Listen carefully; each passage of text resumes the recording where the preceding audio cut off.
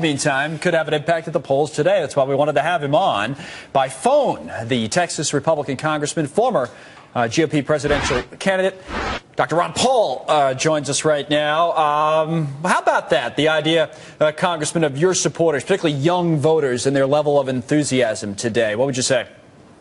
Well, they're tremendously enthusiastic, but they're not enthusiastic about the current election and the choice, between the two candidates, since they don't see a whole lot of difference between the two.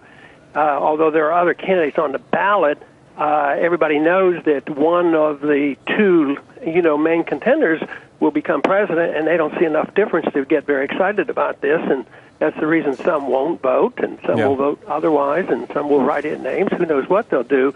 But they're very frustrated and aggravated that we don't see an opportunity for voting to change the direction of the country. I think last time you were on, we tried to twist your arm and see who you were going to vote for, but we would always try again, right? Who'd you vote for? No?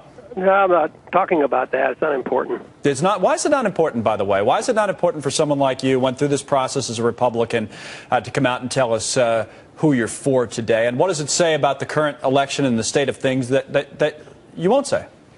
I think it'll give too much credibility to the election, and there's really not enough. I mean, we have a Republican candidate, and the Republicans are supposed to be the conservatives, and yet Governor Romney is advocating that we increase the spending by $2 trillion on militarism. So that's not very appealing. And, of course, his position on medical care, in Massachusetts doesn't really offer us much difference. So if we give too much credibility, people will start talking about this is the most crucial election in our lifetime, and I can't quite agree with that. So your issues, you mentioned militarism a moment ago.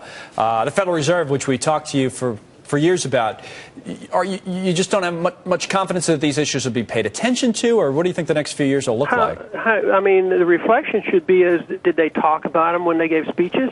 Were they brought up in the debates? The Federal Reserve wasn't brought up.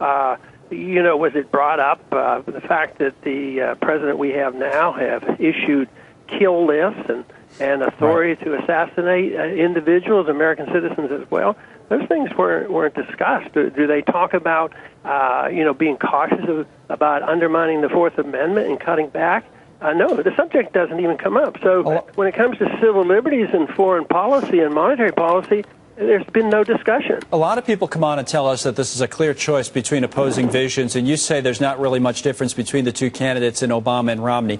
After it's over tonight, are there big changes in store for the country, or will this status quo as you see it continue? Yeah, well, the status quo means that there's going to be big changes, and neither one have addressed it, because I think our biggest problem immediately is the fiscal crisis coming and the huge debt.